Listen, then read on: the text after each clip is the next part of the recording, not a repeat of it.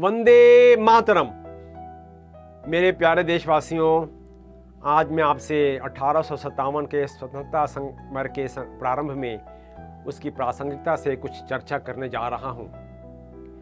पिछले कुछ समय से मैं आपको पवित्र महान आत्माओं, पराक्रमी योद्धाओं, क्रांतिकारियों, वीरांगनाओं, जिन्होंने भारत की धरोहर, संस्कृति, अनमोल विरासत को खंडित होने से बचाने के लिए, अखंड भारत की आज़ादी के लिए विदेशी आक्रांताओं से अनेकों भीषण युद्ध, खूनी संघर्षों में अपना सब कुछ समर्पित कर दिया, उनको श्रद्धा सुमन अर्पित कर उनके जीवन से आपको मैं रूबरू करवाने का विनम्र प्रयास कर रहा हूँ। कितनी ही शताब्दियाँ बीत चुकी थीं, भारत माँ की पुण्य आत्माओं, महान पराक्रमी योद्धाओं, यशस्वी सूरमाओं, क्रांतिकारियों, वीरांगनाओं ने भारत माँ के आंचल को धूमिल करने वाले, भारत की अनमोल धार्मिक व सांस्कृतिक धरोहर, पवित्र पूजा स्थलों को ध्वस्त करने वाले मुस्लिम आक्रांताओं और उसके बाद ब्रिटिश हुकूमत से संघर्ष करते रहे। निडर होकर साहसपूर्वक उनका विरोध किया। अनगिनत खूनी संघर्ष हुए, युद्ध हुए, यातनाएं झेली, परंतु उन सभी विदेशी आक्रांताओं को इस बात का एहसास करवा दिया कि भारतवर्ष आत्मसम्मान, त्यागी, बलिदानी महापुरुषों की तपोभूमि है, जहां एक और अतिथि देवो भव तथा सर्वे भवन्तु सुखिना, सर्वे भवन्तु निरामया, सर्वे भद्राणि पश्यन्तु, माँ कश्चित दुख भाग भवे, तथा ना कोई बैरी नहीं बेगाना, सगल संग हमको बने आई। वहीं दूसरी ओर विकट परिस्थितियों को पराजित व धूमिल करने का साहस व क्षमता में भी कोई कमी नहीं। मैंने स्वतंत्रता संग्राम की कड़ी पुरोने के लिए सन 1521 से प्रारंभ किया है, जब बाबर ने भारत पर आक्रमण किया था, अत्याचार जुल्म किए और साहिब श्री गुरु नानक देव जी ने बाबर को ललकारा, उसे नसीहत दी, बाबर को माफ़ी मांगने के लिए मजबूर कर दिया था। सन 1857 के स्वतंत्रता संग्राम में भारतीय सैनिकों का विद्रोह लगभग पूरे उत्तर भारत में सफल रहा। सन 1806 के वेल्लोर के दक्षिण में भारतीय सैनिकों के विद्रोह व सन 1824 में बैरकपुर में भारतीय सैनिकों ने बर्मा के युद्ध में भाग न लेने से मना कर दिया, तो 700 भारतीय सैनिकों को ब्रिटिश हुकूमत द्वारा क्रूरतापूर्वक अंधाधुंध गोलियों से नरसंहार कर दिया। श्रद्धा सुमन अर्पित करते हैं उन सब के अमूल्य योगदान को। सन 1857 के स्वतंत्रता संग्राम का बिगुल एक साथ पूरे उत्तर भारत में बजा।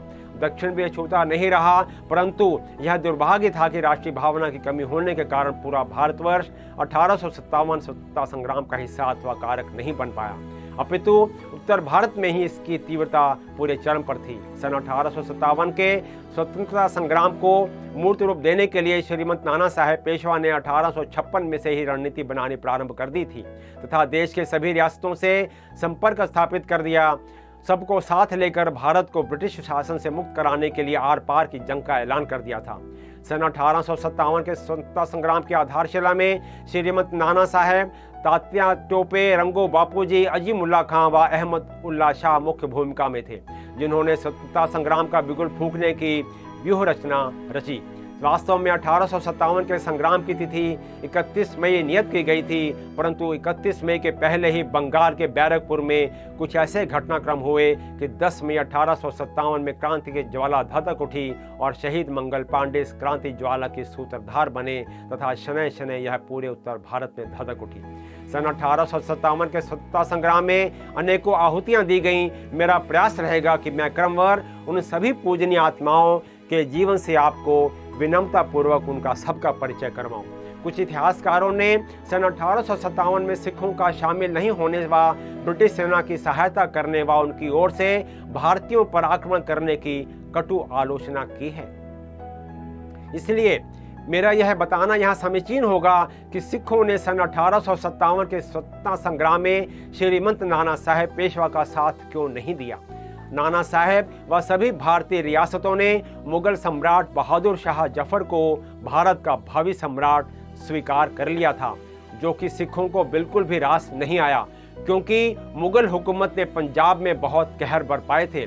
सिख गुरुओं ने मुगलों के अत्याचार, शोषण व धर्मांतरण के विरुद्ध लोहा लिया था।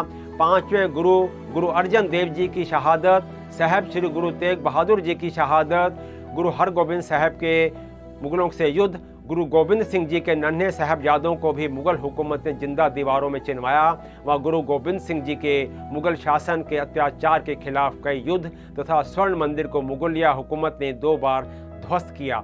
लाखों निर्दोष सिखों व हिंदुओं के कत्लेआम किए, अनेकों मंदिरों को ध्वस्त किया, बलपूर्वक धर्मांतरण करवाए और 18वीं शताब्दी में भी पंजाब के वीर योद्धा मुगलों से संघर्ष करते रहे। यहाँ तक कि मुगल हुकूमत सिखों का नामो निशान मिटाने के लिए इनामों की घोषणा करते थे, इत्यादि इत्यादि।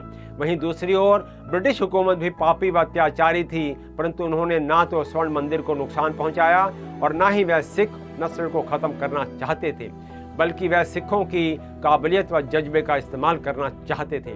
तीसरा, सन 1839 में महाराजा रणजीत सिंह जी के देहांत के बाद डोगरा सिख अंग्रेजों से मिल गए थे, जिसके कारण ही पंजाब में ब्रिटिश हुकूमत सन 1849 में अपना राज कायम कर पाई। और जिन सिखों के इतिहासकार बात करते हैं जो ब्रिटिश सेना के साथ थे, तो वह अधिकतर यही डोगरा सिख ही थे। यद्यपि आम जन सामान सिख आबादी ने सन 1857 के स्वतंत्रता संग्राम में सहयोग नहीं किया, परंतु फिर भी सेना में कार्यरत सिख सैनिकों ने 1857 के संग्राम में अपना योगदान दिया। उस वक्त अंबाला के डिप्टी कमिश्नर डगलस फोर्सिथ ने स्वीकारा था कि पंजाब के कुछ लोगों ने 1857 के संग्राम में हिस्सा लिया। रोपड़ के रहने वाले आम नागरिक सरदार मोहर सिंह ने रोपड़ के सैनिकों, नालागढ़ के राजा व कई स्थानीय रसूखदार लोगों को ब्रिटिश हुकूमत के विरुद्ध विद्रोह के लिए प्रेरित किया।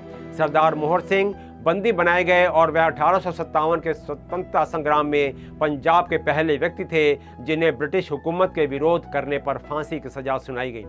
शत शत नमन करते हैं उन सभी वीरों, वीरांगनाओं, क्रांतिकारियों को जिन्होंने 1857 के स्वतंत्रता संग्राम में अमूल्य योगदान दिया और यह कड़ी निरंतर चलती रही, जिससे कि सन 1947 में भारत ब्रिटिश हुकूमत से मुक्त होकर स्वतंत्र हुआ। सन 1857 के संग्राम को कवि ने यूं कलमबद्ध किया है। हम हैं इसके मालिक, हिंदुस्तान हमारा, पाक वतन है कौम का, जन्नत से भी प्यारा। ये है हमारी मिल्कियत, हिंदुस्तान हमारा, इसकी रूहानियत से रोशन है जग सारा, इसकी रूहानियत से रोशन है जग सारा। कितना कदीम कितना नईम, सब दुनिया से न्यारा, कितना कदीम कितना नईम, सब दुनिया से न्यारा। करती है जरखेज जिसे गंगो जमुन की धारा, ऊपर बर्फीला पर्वत पहरेदार हमारा, नीचे साहिल पर बजता सागर का नक्कारा। इसकी खाने उगल रही सोना हीरा पारा, इसकी खाने उगल रही सोना हीरा पारा। इसकी शान शौकत का दुनिया में जयकारा, इसकी शान शौकत का दुनिया में जयकारा। आया फिरंगी दूर से ऐसा मंतर मारा, लूटा दोनों हाथ से प्यारा वतन हमारा। आज शहीदों ने है तुमको अहले वतन ललकारा, तोड़ो गुलामी की जंजीरें बरसाओ अंगारा, तोड़ो गुलामी की जंजीरें बरसाओ अंगारा। हिंदू मुसलमान सिख हमारा भाई भाई प्यारा, हिंदू मुसलमान सिख हमारा भाई भाई प्यारा। यह आज़ादी का झंडा इसे सलाम हमारा, हिंदू मुसलमान सिख हमारा भाई भाई प्यारा। यह आज़ादी का झंडा इसे सलाम हमारा, यह आज़ादी का झंडा इसे सलाम हमारा।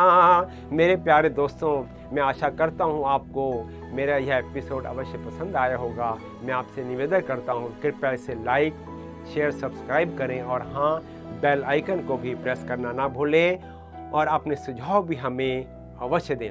जय हिंद।